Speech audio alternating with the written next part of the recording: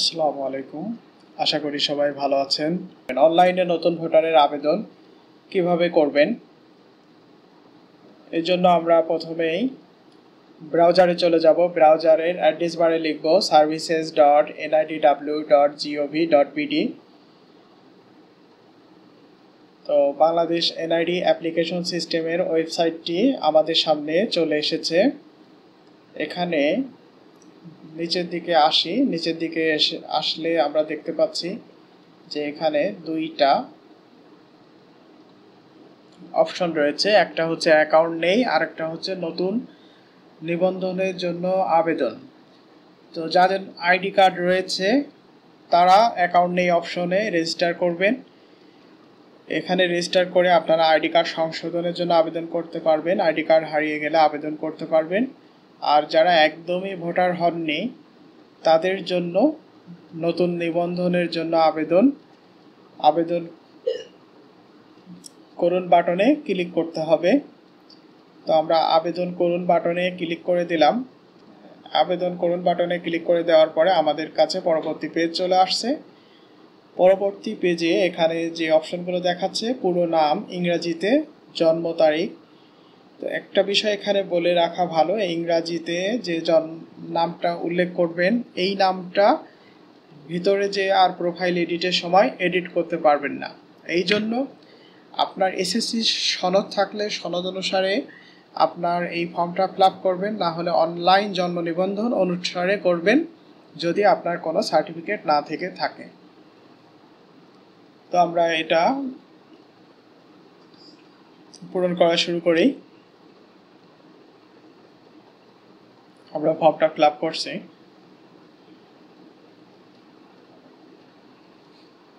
জন্ম তারিখ লেখার সময় প্রথমে হচ্ছে দিন, তারপরে হচ্ছে মাস, এরপরে হচ্ছে হবে। আর আমি যদি ফাইলটা বাতিল করতে চাই তাহলে বাতিল বাটনে ক্লিক করে দেব। তো আমরা বহাল বাটনে ক্লিক করলাম। বাটনে যাওয়ার পরে এখানে একটা ভ্যালিড মোবাইল নাম্বার দিতে হবে। এই নাম্বারটা দিয়ে আপনার ওটিপি কোড আসবে, ওটিপি কোড প্রদান করতে হবে।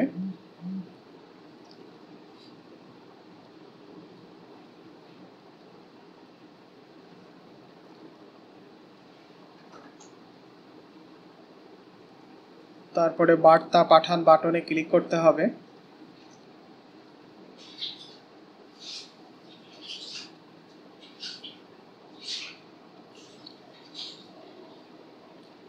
এরপরে আমরা কোডের জন্য অপেক্ষা করছি।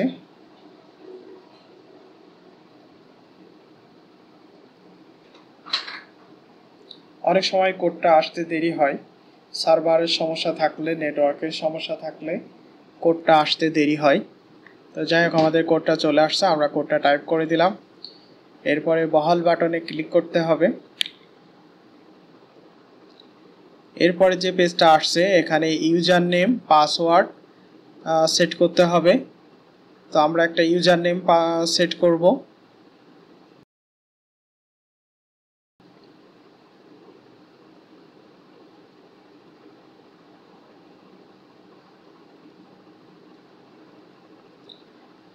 ইউজার নেমটা একটা নোটপ্যাডে মানে সেভ করে রাখি যাতে পরবর্তীতে আমার কাজে লাগে। পরে একটা পাসওয়ার্ড দিতে হবে। সেম পাসওয়ার্ডটা পুনরায় পাসওয়ার্ড লিখন ঘরে দিতে হবে। এরপরে বহাল বাটনে ক্লিক করতে হবে। তো পরের বাটনে পরের স্টেপে যায়নি, তার মানে এই ইউজার নেমটা যেটা দেয়া হয়েছে এটা অলরেডি ব্যবহার হয়েছে, তাহলে নতুন ইউজার নেম দিতে হবে। তো এরপরে আমরা ইউজার নেমটা মডিফাই করে বহাল বাটনে ক্লিক করলাম। এখন ব্রাউজারে তথ্য সেভ চাচ্ছে, আমরা ব্রাউজারে তথ্য সেভ দিয়ে রাখি। তবে অন্যের কম্পিউটার হলে এটা দিয়ে রাখার দরকার নাই। এরপরে যে পেজটা আসছে, হোম আসছে, প্রোফাইল আছে। তো প্রোফাইল উপরের দিকে আছে, মাঝের দিকে প্রোফাইল আছে, বিস্তারিত প্রোফাইল আছে।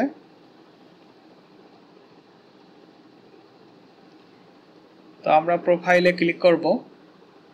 এটা পূরণ করার জন্য এডিট বাটনে ক্লিক করতে হবে। তো আমরা এডিট বাটনে ক্লিক করে দিয়েছি। এখন আমাদের সামনে আসছে প্রথমে নাম বাংলা। তো আমরা নাম বাংলা টাইপ করে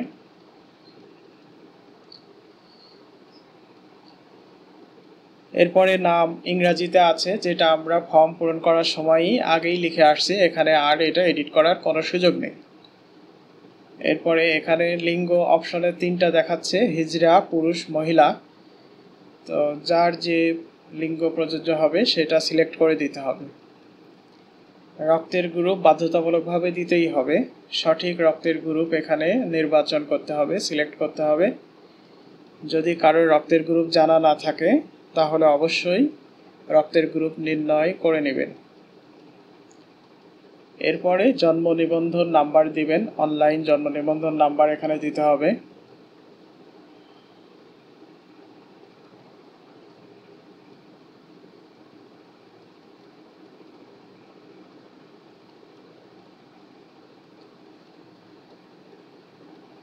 জন্ম নিবন্ধন নাম্বার এন্ট্রি করা হয়ে গেল। এরপরে জন্ম তারিখ, যেটা ফর্ম রেজিস্ট্রেশনের সময় দিয়ে আসছে, এখানে এডিট করার কোনো সুযোগ নেই।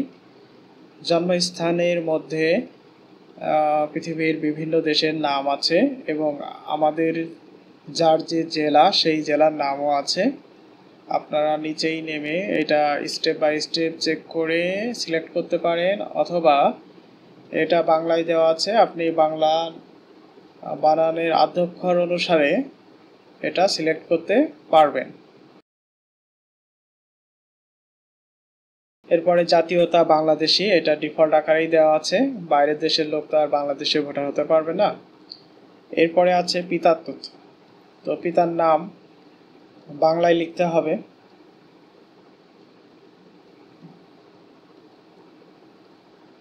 এরপরে আছে পিতার নাম ইংরেজি, এটাও আপনাকে টাইপ করতে হবে বাধ্যতামূলকভাবে।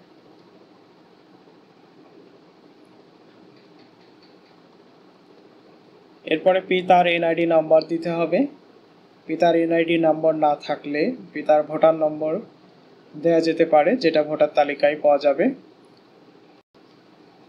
বা পিতা যদি মৃত হয় তাহলে মৃত বাটনে ক্লিক করে মৃত্যু সাল দেওয়া যাবে। আর যদি মৃত্যু না হয় সেক্ষেত্রে মৃততে টিক চিহ্ন দেওয়া যাবে না। এরপরে মাতার তথ্য দিতে হবে। মাতার নাম বাংলায় টাইপ করতে হবে। এরপরে মাতার নাম ইংরেজিতে লিখতে হবে। ইংরেজিতে অবশ্যই বড় হাতের অক্ষরে লিখবেন। মাতার এনআইডি নম্বর দিবেন, না থাকলে মাতার ভোটার নম্বর দিবেন। মাতা মৃত হলে মৃত বাটনে ক্লিক করে মৃতর সাল উল্লেখ করবেন। ভাই বোনের নাম দিতে পারবেন, এখানে ভাই বোনের নাম এনআইডি নম্বর উল্লেখ করতে পারবেন।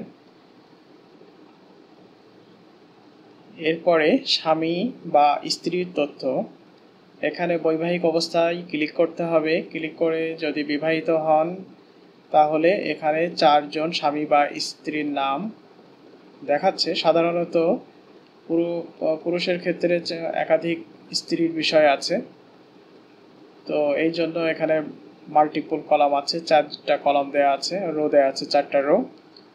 তো আপনার প্রথম স্ত্রী হলে তাহলে প্রথম স্ত্রীর নাম লিখবেন, প্রথম স্ত্রীর এনআইডি নম্বর লিখবেন, যদি মারা যেয়ে থাকে মৃত্যুর বছর লিখবেন। কেউ যদি অবিবাহিত হন তাহলে অবিবাহিত সিলেক্ট করে দিবেন। কারো যদি বিবাহ বিচ্ছেদ হয় সেক্ষেত্রে বিবাহ বিচ্ছেদ সিলেক্ট করতে পারেন। কেউ বিপত্নিক হলে বিপত্নিক সিলেক্ট করে দিতে পারবেন। যাই হোক, আমরা এখানে অবিবাহিত সিলেক্ট করে দিলাম।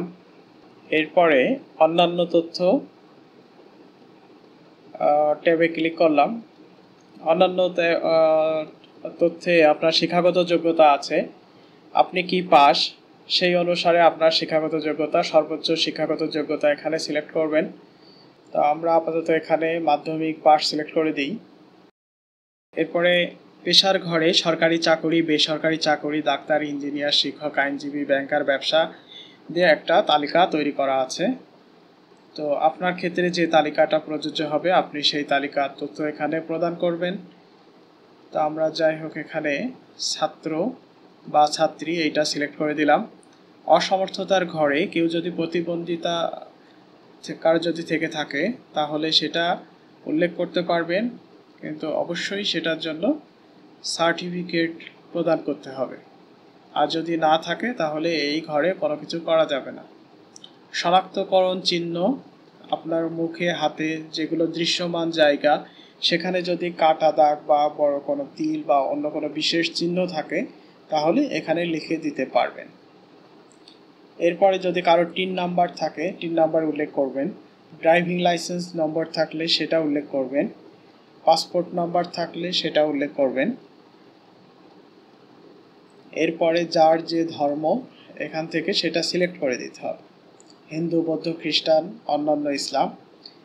এরপরে যদি আপনার মোবাইল নম্বরের বাইরেও কোনো নাম্বার থাকে, টেলিফোন নাম্বার, সেটা উল্লেখ করবেন। এটা হয়ে গেলে, এই পার্টের অন্যান্য তথ্য ফিল আপ হয়ে গেলে এবার হচ্ছে ঠিকানা। তো ঠিকানার ক্ষেত্রে এখানে একটা বিষয় আছে যে অবস্থানরত দেশের নাম। এখন বাংলাদেশ নির্বাচন কমিশন বাইরের দেশে কাতার, অস্ট্রেলিয়া, ইউনাইটেড আরব আমিরাত, মালদ্বীপ, Italy, UK, Kuwait, Malaysia, Canada, Saudi Arab, এই সমস্ত জায়গাতে নতুন ভোটারের কার্যক্রম শুরু করেছে বা শুরু করার প্রক্রিয়ার মধ্যে আছে। সেই দেশে যারা বাংলাদেশে আছে, ভোটার হয়নি, তারাও আবেদন করতে পারবেন। তো এখানে দেশের নাম সিলেক্ট করার পরে অ্যাপয়েন্টমেন্ট রেজিস্ট্রেশন সিলেক্ট করতে হবে। তো অ্যাপয়েন্টমেন্ট রেজিস্ট্রেশনটা হচ্ছে ওই দেশে বাংলাদেশের যে দূতাবাসটা আছে সেই দূতাবাসের নাম। এরপরে প্রবাসের ঠিকানা, আপনি যে দেশে বসবাস করছেন, যে দেশের ওই ঠিকানাতে আছেন, সেই ঠিকানাটা এখানে ফিল আপ করতে হবে। কেউ যদি কাতার থাকেন তাহলে কাতারের সিলেক্ট করবেন, তারপরে appointment registration embassy of Qatar select করবেন। কেউ যদি সৌদি আরবে থাকেন তাহলে সৌদি আরব সিলেক্ট করবেন। এরকম করে প্রবাসীরাও এখান থেকে আবেদন করতে পারবেন। তো আমরা এখন বাংলাদেশ সিলেক্ট করে দেব। ভোটার ঠিকানা, আপনি কোন ঠিকানায় ভোটার হবেন, বর্তমান বা স্থায়ী ঠিকানা। তো আমরা বর্তমান ঠিকানা সিলেক্ট করে দিলাম। আর কেউ যদি স্থায়ী ঠিকানায় ভোটার হতে চান তিনি স্থায়ী ঠিকানা সিলেক্ট করে দেবেন, তবে সচরাচর বর্তমান ঠিকানা সিলেক্ট করে দেওয়াটাই ভালো। এরপরে বর্তমান ঠিকানাটা পূরণ করতে হবে। তো আমরা বর্তমান ঠিকানায় প্রথমে বিভাগ সিলেক্ট করব। আপনার যে বিভাগ সেই বিভাগের নাম এখান থেকে সিলেক্ট করে দিবেন।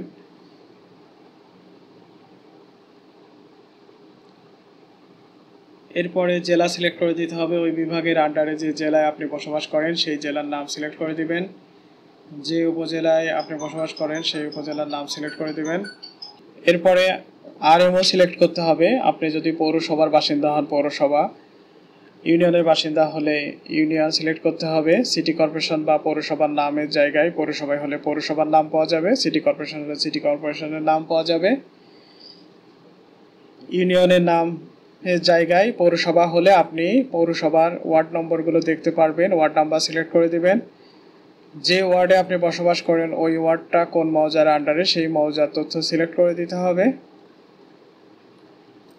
এরপরে ইউনিয়নের ওয়ার্ড নাম্বার এখানে প্রযোজ্য হবে না, যদি আপনার আরএমও পল্লী হয় সেক্ষেত্রে এটা প্রযোজ্য হবে। এরপরে গ্রাম বা রাস্তা আপনাকে উল্লেখ করতে হবে। তো এখানে অন্যান্যতে এখানে কোনো নাম দেখাচ্ছে না, তাহলে অন্যান্যতে ক্লিক করতে হবে। তো অন্যান্যতে ক্লিক করার পরে নিচেই গ্রাম বা রাস্তা লেখার অপশন দিয়ে দিয়েছে। তবে অনেক সময় অনলাইনে আপনার গ্রাম বা মৌজার নাম ভুল থাকলে আপনি অন্যান্য সিলেক্ট করে লিখে দিলে সঠিক হবে। বাসা হোল্ডিং নাম্বার দিতে হবে। পোস্ট অফিস দিতে হবে। পোস্ট অফিস, আপনার যে এলাকায় পোস্ট অফিস ওইটা যদি খুঁজে না পাওয়া যায় তাহলে আপনার উপজেলার নাম এখানে সিলেক্ট করে দিতে হবে। পরবর্তীতে যখন ভোটার হবেন তখন ডাটা এন্ট্রি অপারেটরকে আপনার পোস্ট অফিসের বিষয়টা বললে উনি ঠিক করে দিবেন।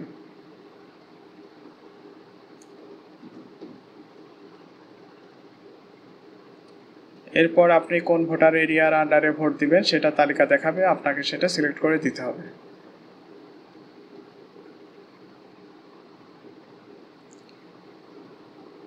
এরপর স্থায়ী ঠিকানা আপনার অনুরূপ হবে। যদি আপনার বর্তমান এবং স্থায়ী ঠিকানা একই হয় তাহলে সেমভাবে আপনি সিলেক্ট করে দিবেন। আর যদি এমন হয় যে আপনি পড়াশুনো, চাকরি বা ব্যবসাজনিত কারণে অন্য ডিস্ট্রিক্টে অবস্থান করেন, তাহলে আপনি বর্তমান ঠিকানা হিসাবে যেখানে এখন আছেন সেখানে দেখাবেন, আর স্থায়ী ঠিকানা আপনার গ্রামের যে ঠিকানাটা হবে সেটা দেখাবেন। তো বিভাগ, জেলা, উপজেলা, আরএমও সিলেক্ট করে দিতে হবে। আরএমওর ক্ষেত্রে পল্লী, ইউনিয়নের ক্ষেত্রে পল্লী, পৌরসভার ক্ষেত্রে পৌরসভা, সিটি কর্পোরেশনের ক্ষেত্রে সিটি কর্পোরেশন উল্লেখ করবেন। এরপরে ওয়ার্ড নাম্বার সিলেক্ট করতে হবে, মৌজা সিলেক্ট করতে হবে বা অন্যান্য ক্লিক করে লিখে দিতে হবে।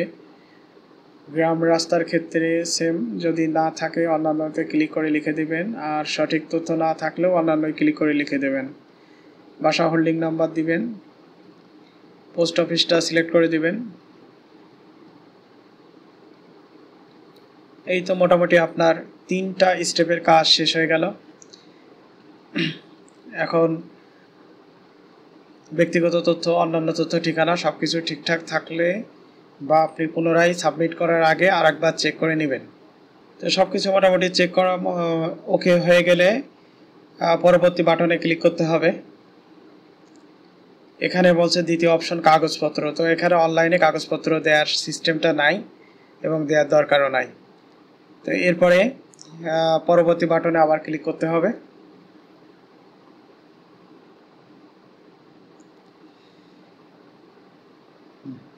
এখন দেখাচ্ছে সাবমিট। যদি কোনো কারণে আপনার তথ্য কনফিউশন থাকে যে আপনি কি তথ্য দিলেন আরেকবার চেক করবেন, তাহলে করতে পারবেন, না হলে সরাসরি সাবমিট করতে পারবেন। আর যদি চেক করতে চান তাহলে পিছনে বাটনে ক্লিক করে ব্যাকে আসতে হবে। ব্যাকে আসার, যাই হোক তথ্য সব সঠিক আছে, আমরা এটা সাবমিট করে দেব। এখানে দেখাচ্ছে আপনার একটি অ্যাপ্লিকেশন পেন্ডিং রয়েছে আর একটা ডাউনলোড বাটন দেখাচ্ছে। তো আমরা ডাউনলোড বাটনে ক্লিক করে ফাইলটা ডাউনলোড করে নেব। এটা হলো ভোটার নিবন্ধন ফর্ম নাম্বার 2। এই ফর্মটা আপনার ডাউনলোড হয়ে গেছে। এখন এই ডাউনলোড ফর্মটার সাথে আপনার যে যে কাগজপত্রগুলো দিতে হবে, আপনার নামের সপক্ষে আপনার জন্ম নিবন্ধন সনদ, এসএসসি সার্টিফিকেট বা এসএসসি সার্টিফিকেট যদি না থাকে তাহলে অন্য একাডেমিক সনদ দেবেন। এরপরে পিতা মাতার আইডি কার্ডের ফটোকপি দিবেন। এরপরে একটা নাগরিক সনদের কপি দিবেন। বাসার বিদ্যুৎ বিল, ট্যাক্স রসিদের কপি দিবেন। মানে আপনি যে তথ্যগুলো এখানে উল্লেখ করেছেন সেই তথ্যের সাথে মিল রেখে আপনাকে সাপোর্টিং ডকুমেন্টসগুলো প্রদান করতে হবে। এখানে যদি আপনার রক্তের গ্রুপ সংক্রান্ত বিষয় থাকে, রক্তের গ্রুপের কাগজ দিবেন। আপনি বিবাহিত হলে বিবাহের কাবিননামা দিবেন। স্বামী বা স্ত্রীর আইডি কার্ডের ফটোকপি দিবেন। আপনি যদি অসমর্থতা থাকে বা কোনো প্রতিবন্ধিতা থাকে তাহলে তার সপক্ষে ডকুমেন্টস দিবেন। রক্তের গ্রুপ নির্ণয়ের কাগজ দিবেন। এরপরে ঠিকানার সপক্ষে আপনি বাসার বিদ্যুৎ বিলের কপি দিবেন, হোল্ডিং ট্যাক্স রসিদের কপি দিবেন। ভোটার হতে বাদ পড়িবার কারণ লিপিবদ্ধ করবেন। সাধারণত প্রতিবার হালনাগাদ হয়। প্রতিবার হালনাগাদ হওয়ার পরে যারা ভোটার হতে বাদ পড়ে থাকেন, কী কারণে হালনাগাদে ভোটার হতে পারেননি সেই কারণটা এখানে উল্লেখ করতে হবে এবং ভোটার হতে বাদ পড়ার জন্য একটা প্রত্যয়নপত্র দাখিল করতে হবে, যেটা ফরম্যাট আকারে পাওয়া যায়। আবেদনকারী স্বাক্ষর করবেন। এরপরে শনাক্তকারী স্বাক্ষর করবে। শনাক্তকারী বলতে সাধারণত ওই বাড়ির মধ্যকার যে কোনো ভোটার বা ওই ভোটার এলাকার যে কোনো ভোটারই শনাক্তকারী হতে পারবে। তার আইডি কার্ডের নাম্বার এবং তার স্বাক্ষর আইডি কার্ডের অনুরূপ হতে হবে। প্রযোজ্য ক্ষেত্রে শনাক্তকারীর এনআইডির ফটোকপিও আপনি দাখিল করতে পারবেন। এরপরে 40 নম্বরে আছে যাচাইকারীর নাম, যাচাইকারীর এনআইডি নম্বর এবং যাচাইকারীর স্বাক্ষর। যাচাইকারী সংশ্লিষ্ট ওয়ার্ড কমিশনার বা সংশ্লিষ্ট মেম্বার, তার নাম, তার আইডি নম্বর এবং তার স্বাক্ষর করাবেন। এগুলো সব কিছু মোটামুটি হয়ে গেলে পরে আপনার একটা নাগরিক সনদ এখানে দাখিল করবেন। এরপরে এই সমস্ত কাগজপত্রগুলো নিয়ে সংশ্লিষ্ট নির্বাচন অফিসে যাবেন। সেখানে তারা ফাইলটা যাচাই বাছাই করে দেখবেন। যদি আপনার কাগজপত্র পর্যাপ্ত থাকে তাহলে তারা পরবর্তী স্টেপ নেবে, আর যদি পর্যাপ্ত না থাকে, কোনো গ্যাপ থাকে, তাহলে আপনাকে অবহিত করবে, আপনি সেই বিষয়টা তখন সমাধান করবেন। তো এই ভিডিওটা শুধুমাত্র আপনাদের বিভিন্ন তথ্য জানানোর জন্য। এখানে যেটা বলা হয়েছে, কোনো কনফিউশন থাকলে সংশ্লিষ্ট নির্বাচন অফিসে অবশ্যই যোগাযোগ করে সঠিক তথ্যটা জেনে নেবেন এবং তারা যেভাবে আপনাকে নির্দেশনা দেবে তাদের নির্দেশনা অনুসারে আপনি আপনার কাজটা সম্পন্ন করবেন। যাক, আমার ভিডিওটি যদি আপনাদের ভালো লাগে অবশ্যই লাইক করবেন, সাবস্ক্রাইব করবেন, শেয়ার করবেন। ধন্যবাদ।